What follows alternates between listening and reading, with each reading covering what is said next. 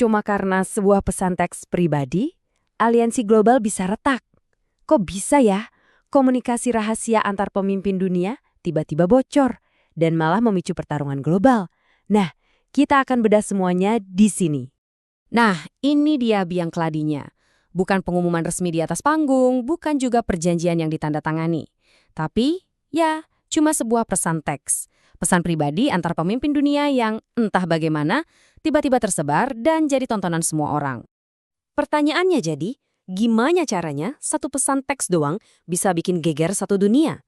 Oke, yuk kita dalami bareng-bareng gimana satu pelanggaran kepercayaan diplomatik ini bisa merombak total peta aliansi global.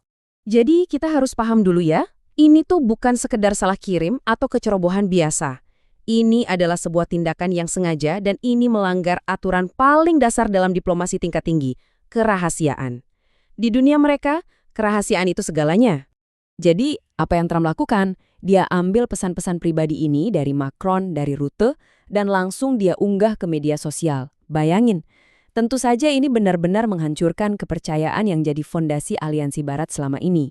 Ini bukan cuma bikin para pemimpin Eropa malu di depan publik, tapi juga mengirim pesan yang jelas banget. Aturan main diplomasi yang lama udah nggak berlaku lagi. Sekarang yang ada cuma aturan mainnya Trump. Nah, rasa malu yang tadinya cuma dirasain secara personal, nggak butuh waktu lama buat meledak jadi perlawanan terbuka. Dan panggungnya, Forum Ekonomi Dunia di Davos. Reaksi para pemimpin Eropa ini benar-benar cepat dan dramatis. Ini sinyal pergeseran strategi yang luar biasa besar. Mereka udah nggak mau lagi tuh diam-diam ikutin maunya Amerika. Justru di panggung sebesar Davos, mereka terang-terangan nunjukin kalau mereka akan cari jalan sendiri. Nah, ini yang menarik banget. Coba kita lihat perbandingannya ya. Dulu, aliansi itu tentang NATO, tentang multilateralisme, intinya semua bergantung ke Amerika. Tapi sekarang, realitas barunya beda banget. Eropa mulai ngomongin otonomi strategis. Artinya mereka mau mandiri. Mereka bahkan mulai aktif cari mitra baru sampai melirik Tiongkok buat urusan teknologi. Dan ini bukti kalau pergeseran itu bukan cuma omongan doang. Aksi nyatanya ada. Prancis misalnya, terang-terangan buka pintu buat investasi teknologi Tiongkok. Kanada lebih jauh lagi. Mereka mau gabung BRICS dan potong tarif mobil dari Tiongkok dari 100% jadi cuma 6%. Gila kan? Mereka ini benar-benar lagi ngebangun jembatan baru dan arahnya jelas banget, ke timur. Oke, sekarang kita lihat dari sisi Trump. Gimana respon dia ngeliat manuver-manuver ini? Nah, disinilah semuanya memanas. Jadi, perang ekonomi terbuka. Buat ngebalas perlawanan di Davos itu, langkah pertama Trump simple tapi brutal. Ancaman. Ancaman tarif berapa? 200%. Langsung ditujukan ke produk-produk Prancis, terutama buat menghantam industri wine mereka yang legendaris. Pesannya jelas banget. Kalau melawan, ekonomi kalian taruhannya. Nggak berhenti di ancaman ekonomi, dia lanjut ke penghinaan publik. Di panggung global loh, dia serang sekutu dekatnya sendiri, Kanada, dengan bilang kalau mereka itu bisa hidup cuma karena dilindungi Amerika. Ini cara yang, ya brutal, buat nunjukin siapa yang berkuasa dan nuntut mereka buat berterima kasih. Jadi, poin paling pentingnya di sini adalah Trump mulai mempertanyakan komitmen Amerika sendiri buat ngebela sekutu-sekutu NATO-nya. Bayangin, pilar utama keamanan Eropa yang udah dibangun sejak akhir Perang Dunia Kedua, tiba-tiba digoyang sampai ke fondasinya. Nah, di tengah kekacauan tatanan dunia lama ini, ada beberapa negara yang lihatnya bukan sebagai krisis, justru sebaliknya. Mereka melihat ini sebagai sebuah peluang strategis.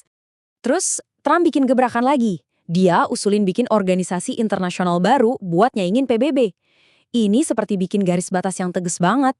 Negara-negara lain dipaksa milih, ikut kubu kami, atau ya berarti kalian lawan kami. Seperti yang bisa ditebak ya, sekutu-sekutu tradisional Amerika di Eropa jelas menolak mentah-mentah. Bagi mereka, ini sama aja usaha buat ngerusak tatanan dunia yang udah ada. Tapi, ada kejutan. Muncul koalisi baru dari negara-negara yang disebut Global South. Dan yang menarik, Indonesia memimpin di situ. Mereka justru memutuskan buat bergabung. Nah, kenapa ya? Apa yang mereka lihat di tengah kekacauan ini? Jawabannya ada di sini, sebuah kalkulasi risiko yang matang. Coba kita lihat di kolom pro-nya. Indonesia itu bertaruh, kalau mereka merapat ke Trump, mereka bisa dapat banyak keuntungan. Mulai dari surplus dagang yang besar, ngambil alih pasar yang ditinggalin Eropa, sampai yang paling penting, ya, lolos dari ancaman tarif. Ini keputusan yang sangat pragmatis, yang mentingin cuan atau keuntungan nyata di tengah dunia yang lagi nggak stabil. Jadi, intinya apa dari semua ini? Ya, ini adalah tanda dimulainya sebuah era baru dalam hubungan internasional. Sebuah era yang permainannya jauh lebih kejam. Poin utamanya adalah ini. Era diplomasi yang dulu dasarnya nilai-nilai bersama, persahabatan, ideologi, sekarang lagi digantikan sama diplomasi yang sifatnya transaksional, brutal bahkan. Semuanya dihitung untung rugi. Pertanyaannya selalu sama, saya dapat apa? Dan ini nih yang menjelaskan kenapa manuver Indonesia itu bisa dibilang cerdas. Ini bukan lagi soal konflik timur lawan barat. Ini soal siapa yang bisa beradaptasi di tengah gejolak dan siapa yang nggak bisa. Indonesia, dengan prinsip politik luar negeri bebas aktifnya, yang artinya nggak memihak blok manapun, justru bisa bergerak lincah buat ngamanin kepentingan ekonominya di tengah badai ini. Nah, ini membawa kita ke sebuah pertanyaan terakhir yang mungkin bikin kita mikir. Tentang masa depan aliansi global. Kalau kesetiaan itu sekarang bisa ditransaksikan, bisa dibeli dan dijual, kira-kira seberapa stabil tatanan dunia kita ke depannya? Terima kasih sudah menyimak kupasan kali ini.